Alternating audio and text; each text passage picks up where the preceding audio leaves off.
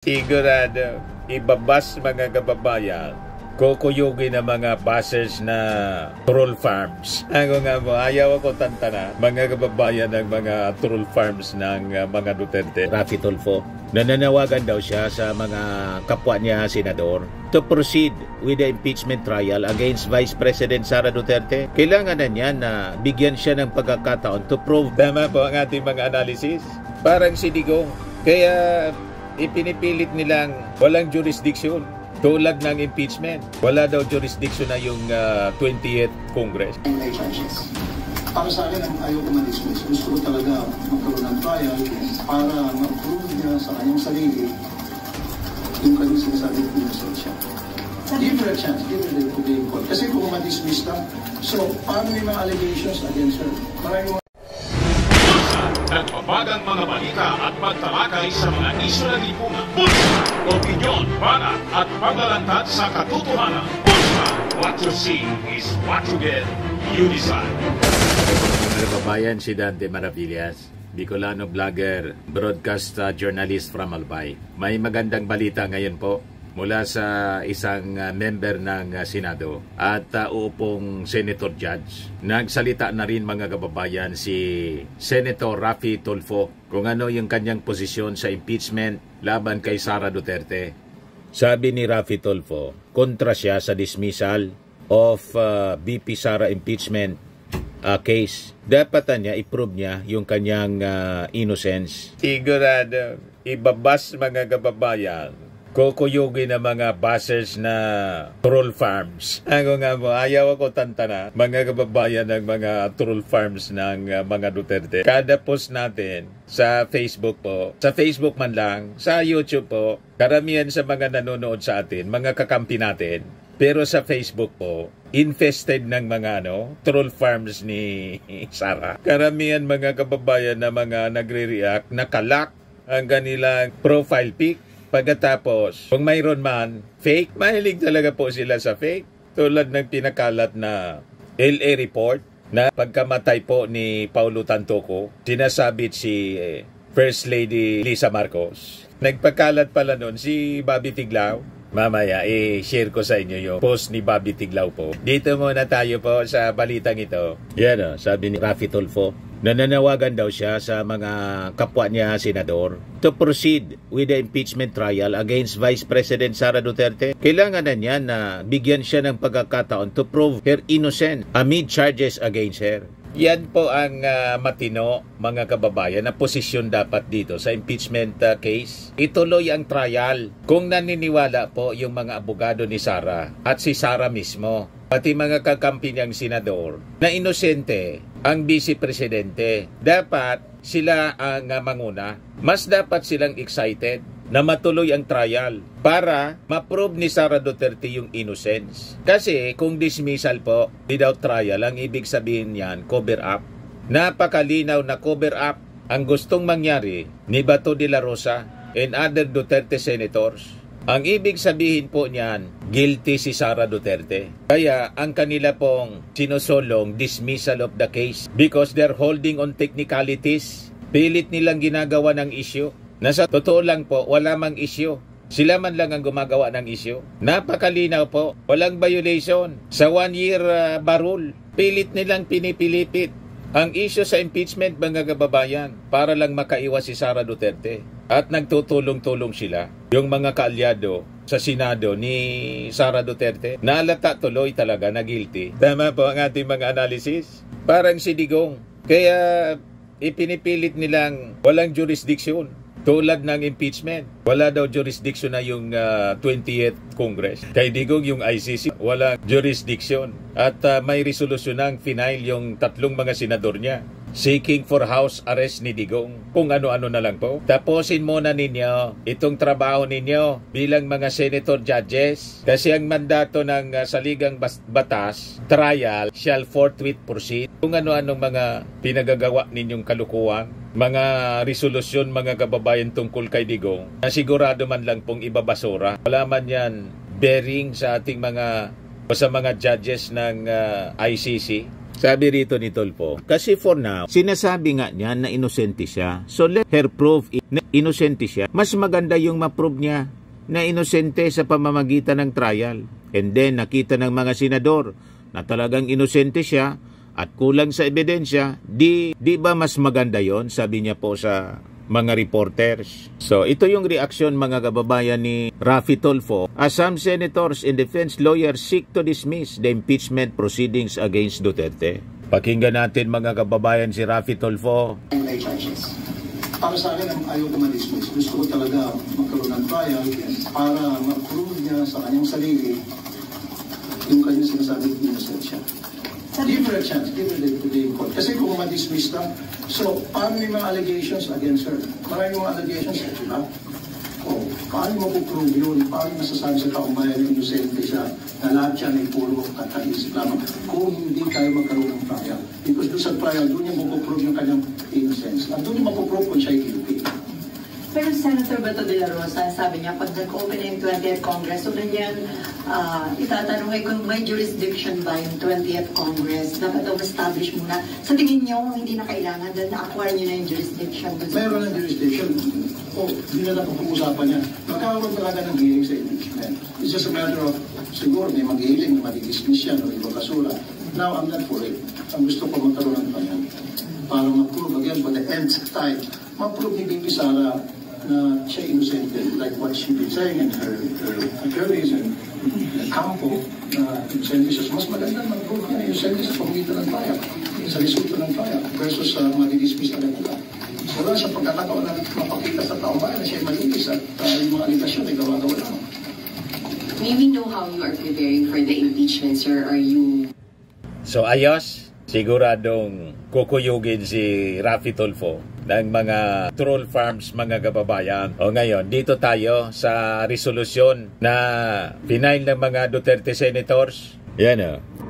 Digong allies file Senate resolution seeking ICC interim release, House arrest of ex-president. As expected mga kababayan, nagsasayang lang kayo ng panahon. Imbes gugulin ninyo yung inyong panahon para sa impeachment trial ni Sara Duterte na kung naniniwala kayo, walang kasalanan si Sara, o di tulad ng sinabi ni Raffy Tulfo, dapat dumaan sa trial muna. Pero talagang itong mga senador ni Digong, inuubos na yung kanilang panahon abang sumusweldo from the taxes of the Filipino people to serve the former president. Resolution expressing the sense of the Senate strongly urging the Philippine government to advocate before the International Criminal Court for the interim release of former President Rodrigo Roa Duterte in a form of house arrest, arrangement, and a residence in The Hague, the Netherlands. So asa pa kayo na ang iniingan ninyo ng tulong yung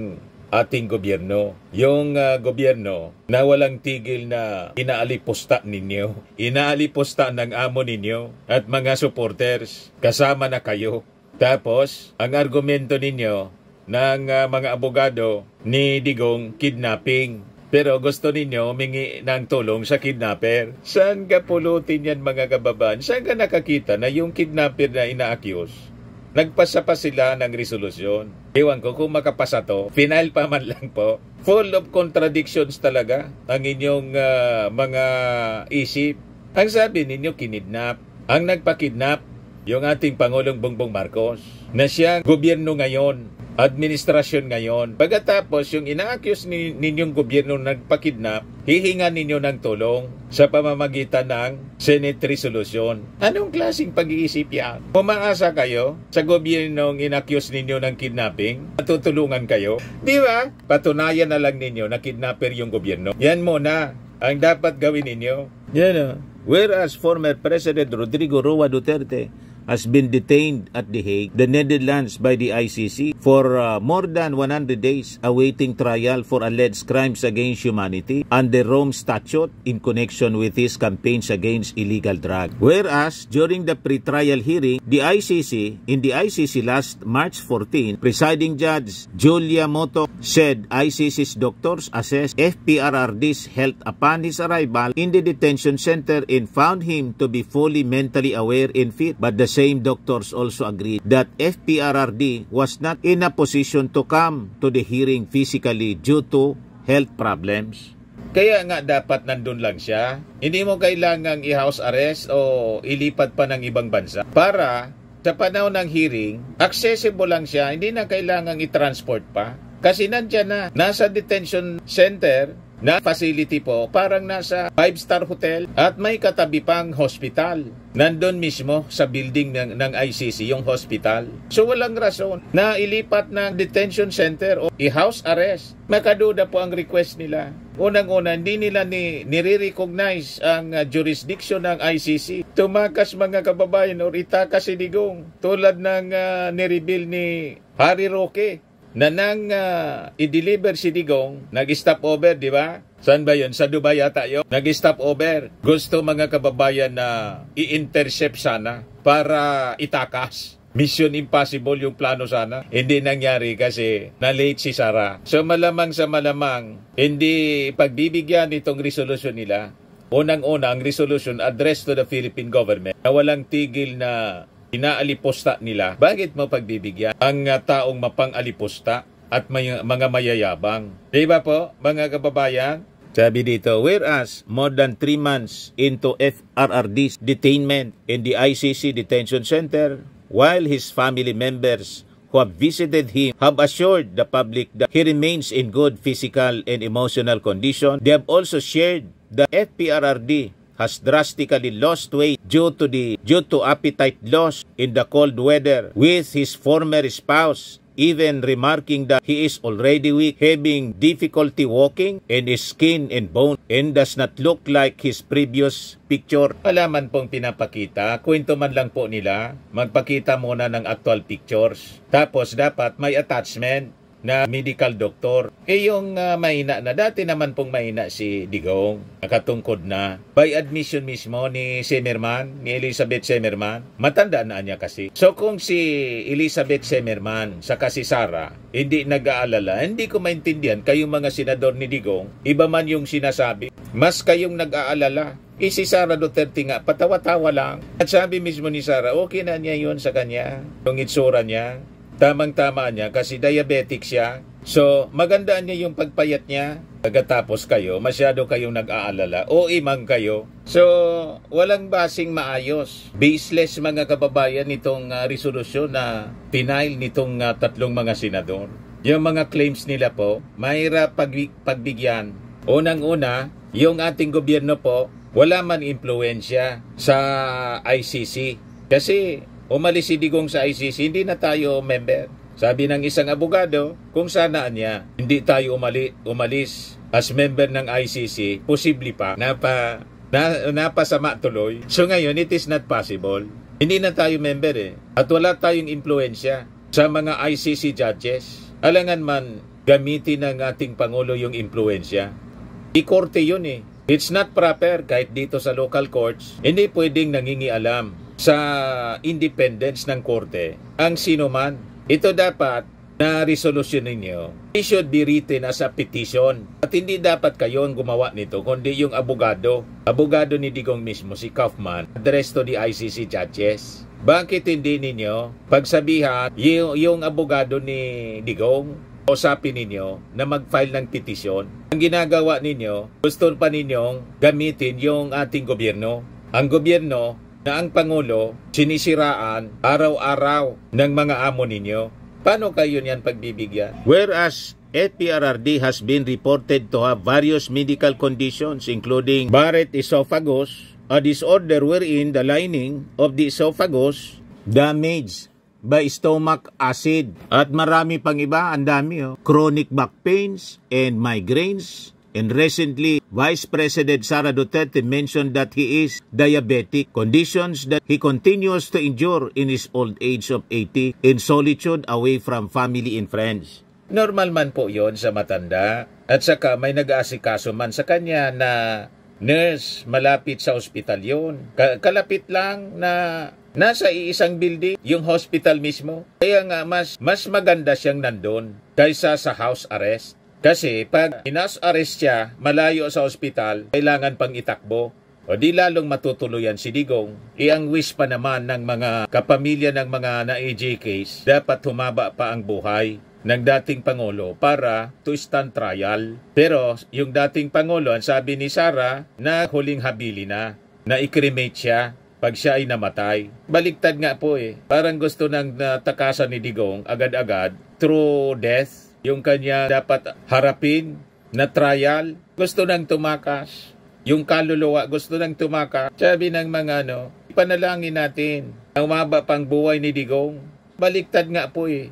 So sabi dito sa laktawan na natin yon kung ano-anong rason, mga whereases po. Resolved by the Senate as it is hereby resolved, expressing the Senate strongly urging the Philippine government to advocate before the International Criminal Court for the interim release of former President Rodrigo Duterte. Gagamitin pa yung ating gobyerno para lang makasecure sila ng interim release. Anyway, tingnan natin kung makapasa yung resolusyon nila, i-approve ng Senado. Halimbawa pang i-approve, disapprove para sa ating Pangulo. Kasi sigurado aalma yung mga biktima. Masyado silang concerned, mga kababayan, kay Digong, sa health ni Digong. Pero never natin naringgan ng concern nitong mga senador na to sa kalagayan ng mga victims ng AJK.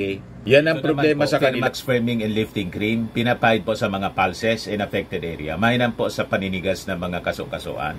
Ito naman po, Automax Radiant Serum. Sa mukha naman yung application, anti-aging po siya. You will look 10 years younger than your age. Sa mga cancer patients naman po, baka lang gusto ninyo itong itry. Naing siya red mixed fruit drink. Hindi mo po siya gamot, food supplement siya. Kaya lang, gawa siya mga kababayan sa goji berry. Yung goji berry may anti-cancer properties. O ngayon, yung mga inquiries ninyo, dumiritso na lang kayo sa aming messenger sa Facebook para masagot namin agad.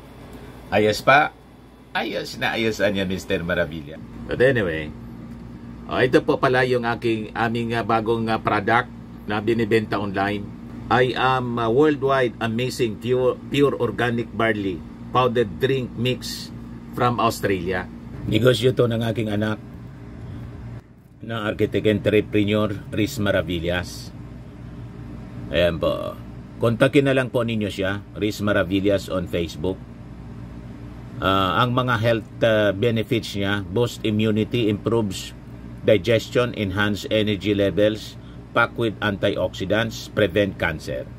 Sa mga naghanap po ng malinis and spacious fitness gym, pumunta lang po kayo sa aming Colossal Fitness Gym.